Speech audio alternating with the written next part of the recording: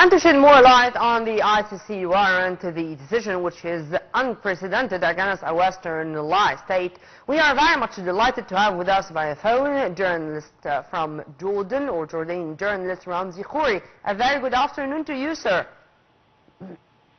Hello. Good afternoon to you, Nermin.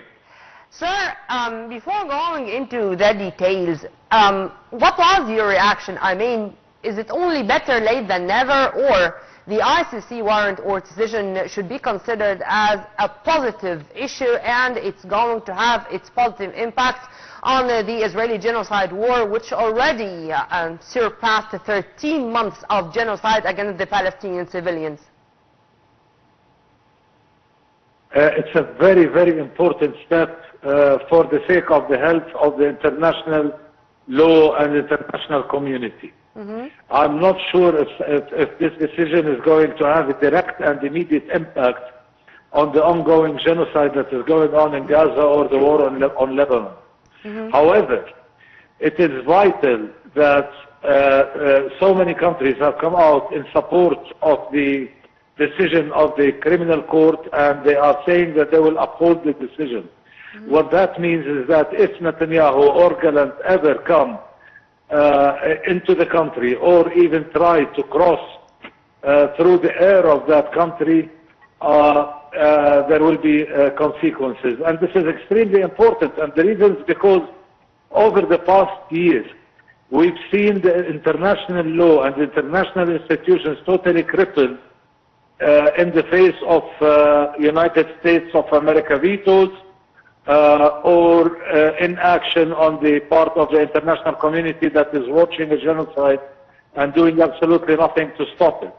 Yeah. And therefore, what the message is very clear: the price will come, and you know that international law is not limited by time.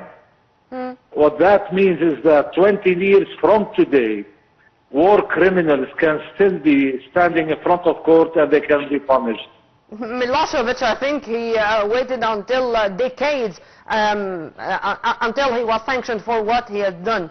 But, sir, here, when I said better late than never, because we are talking about 13 months, because we are talking about 44,000 martyrs, mostly women, children, and minors, more than 104 also wounded. And I think there is a similar number under the rubble and the debris of the Palestinian enclave of Gaza. Yet the very much different reactions. You are going to find the United States until the moment saying that this is outrageous.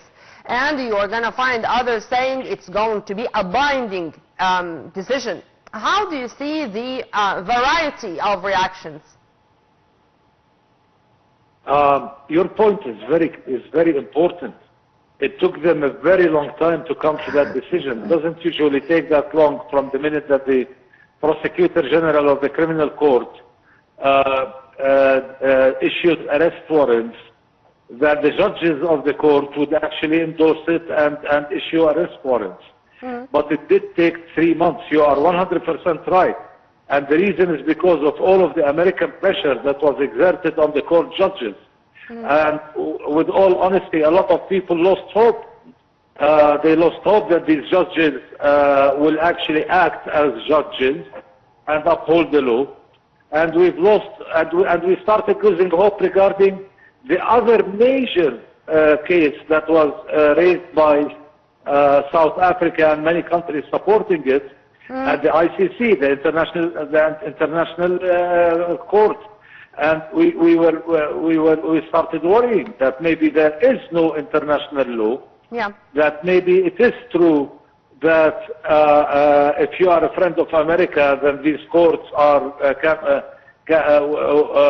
will not touch you. But if you are deemed as an enemy of the United States of America, then these courts will act against you. What happened now is very important, because what it does is that it fixes the road, it fixes the map, it puts things in perspective.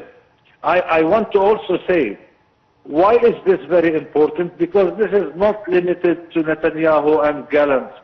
That same court can actually issue arrest warrants for every single war criminal who served in Israel, whether a politician or military. And therefore the list can be very, very long, and the Israelis are extremely worried about this, by the way. All those officials so who yes, were better late than never, for sure, Nermeen.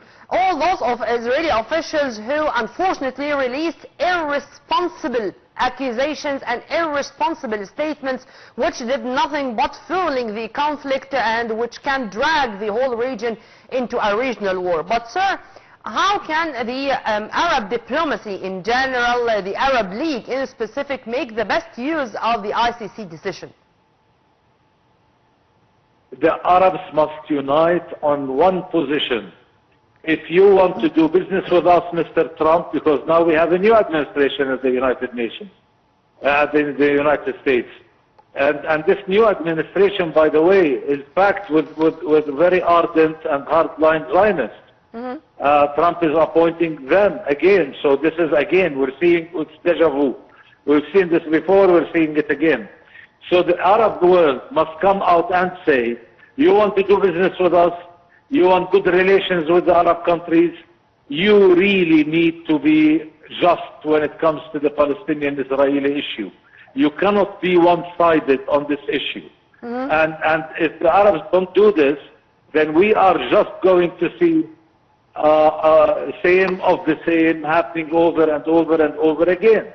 And I'm very happy because we're hearing very positive tone of voice coming out of Saudi Arabia that is saying that unless the Palestinian issue is resolved, we will never have peace. Our interests our interests are directly related to the resolution of this Palestinian Israeli conflict, and what we want to see is 1, 2, 3, 4, 5. And what we so want to see is an independent that. Palestinian state, and to put an end to the bloodshed with the two-state solution.